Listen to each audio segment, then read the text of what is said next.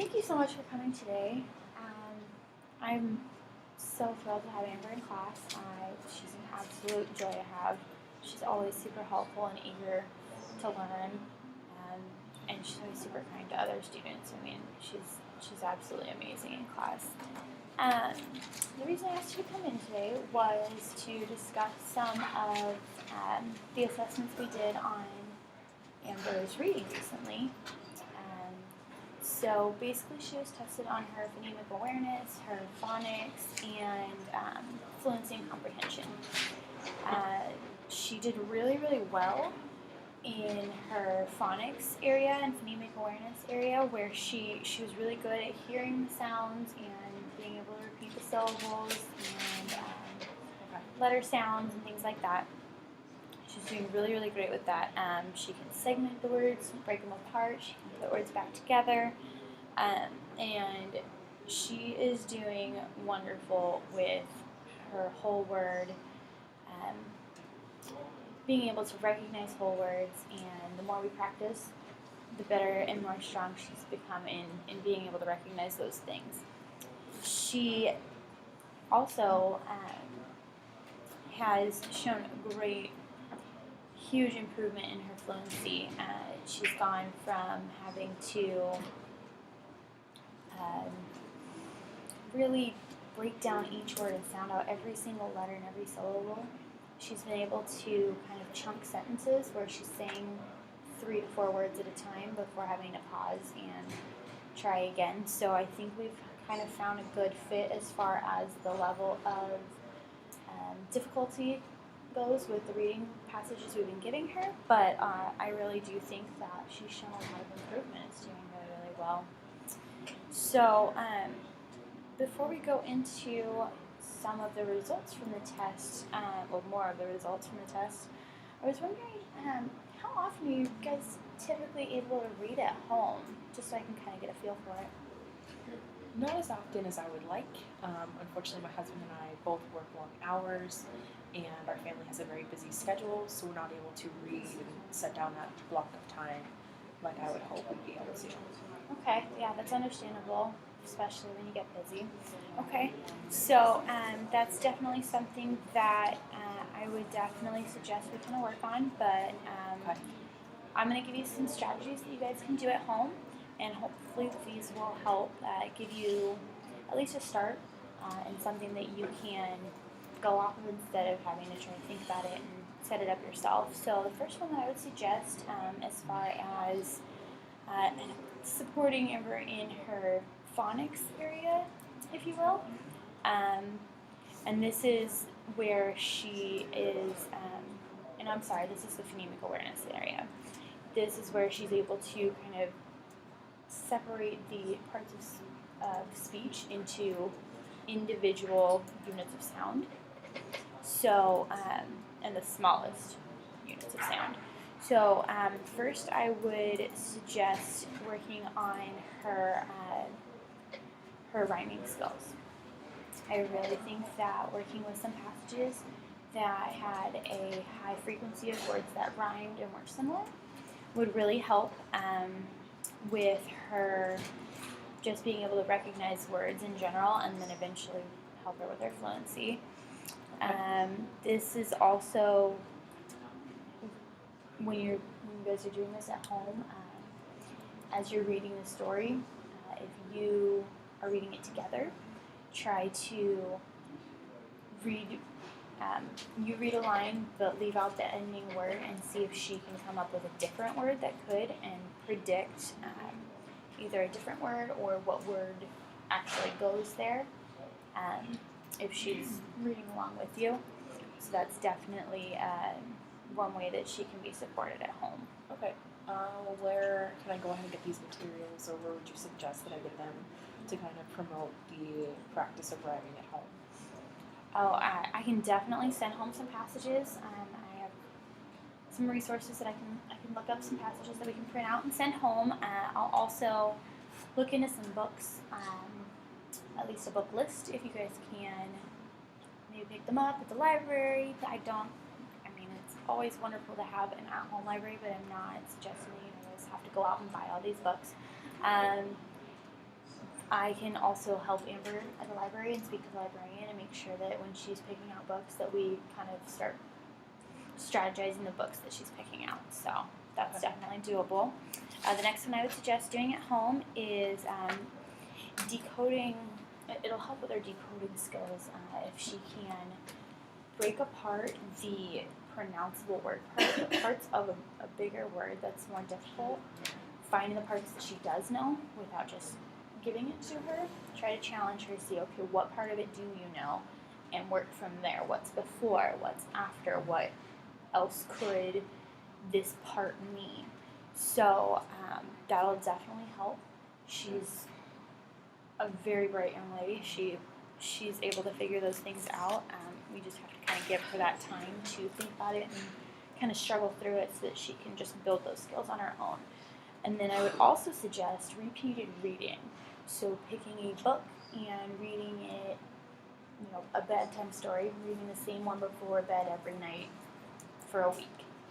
Just so that she's getting to be familiar with those words, and that'll help promote her fluency. She'll recognize those words and be able to read through the story a lot more quickly as the week progresses, and then the following week, start on a different book, and that way she's getting a few different views, but also she is becoming familiar with the word. Now in school, we have been working on in her reading lab, working with phonemes, which is the sounds within words. So I'm suggesting to the reading lab, and we've kind of collaborated on this, that she work and do some activities with called sound switcheroo. It's basically where we give her a word like hat, and we say, what is another word that you could say with this by changing the first letter in the word, and she could say bat or something along those lines. Just basically building up that, being able to, or even just saying our hat and bat the same word, and being able to pick out those sounds and hear that there's an H in hat and a B in bat, and that'll really help with her being able to see the words, and when she's kind of becoming more fluent in predicting words and words to come and what'll kind of happen next, she's not skipping over words or changing words. She's actually able to really see those words a lot more clearly. I will also be working with her on another decoding strategy with digraphs, really. So that's where we have two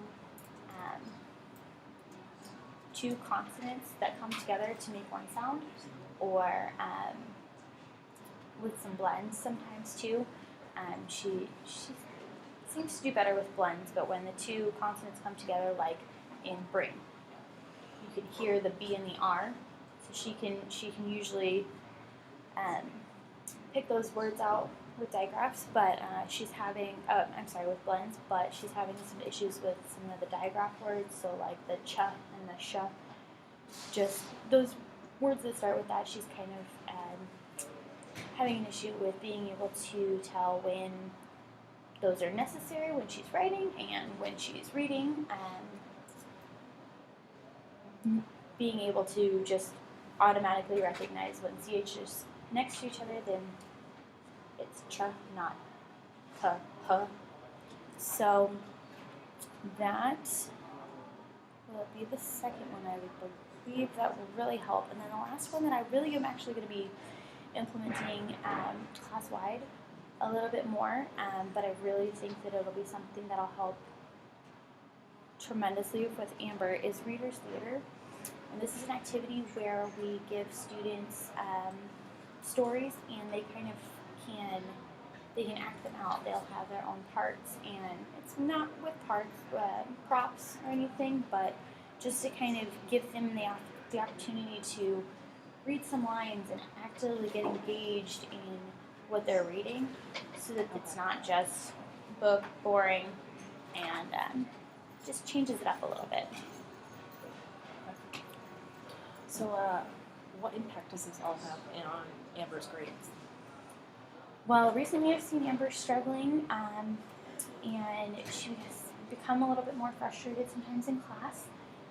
If a task has a lot of reading, or even in math, we've been doing some word problems recently, and she's been struggling with being able to understand the questions because she's had to read so much.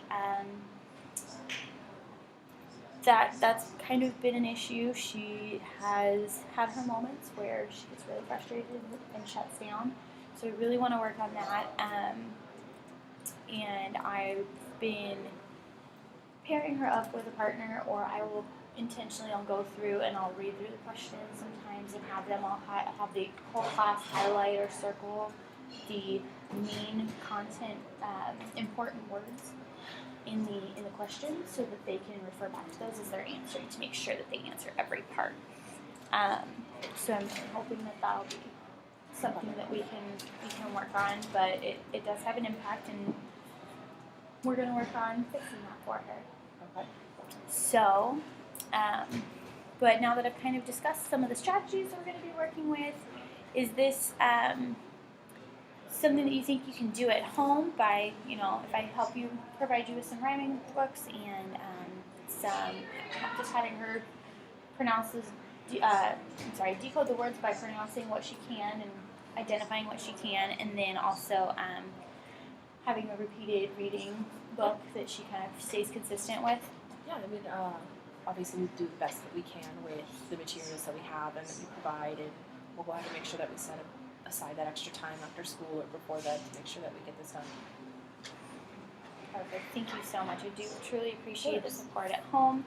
It really is important to reinforce what we're learning in class. Okay. I've also noticed that Amber's been absent a little bit, quite frequently lately. Is there any reason for me to be concerned, or anything going on that I should maybe know about? No, she gets frequent stomach aches, and sometimes it just seems so bad. I don't want to send her to school if she's in pain, or when I think it's going to distract her, and really just she wouldn't be gaining anything from going to school. Okay. Well, yeah, if you want to shoot me an email on those days and just kind of let me know, I can try to send home some work for the next day, because the frequent absences are also a factor that have really been kind of setting her back, and it's kind of been a noticeable impact. Okay. So, but are there, do you have any further questions for me? Anything else that can help? Yeah. How soon will these strategies work, or do we have like a time frame that we're working with to kind of see significant improvement in her reading level? Well, I can't give you a definite answer on that. It really depends on Amber, first of all, because she really needs to be dedicated to this and be willing and accept the help and extra practice. But also, we got to keep up with the consistency at home and at school. Just keep in communication, make sure that we stay on top of this, so that hopefully we can see some really significant improvement and get her to where she needs to be. Because I really do appreciate having Amber in class. She is so smart. I hate to see her frustrated on those days. So I really do hope that this will be a good thing. And I appreciate you working so hard with her and with us. I know we all have busy lives, and we appreciate any extra help we can get. It's my pleasure. Thank you so much for meeting with me. You're welcome. Thank you.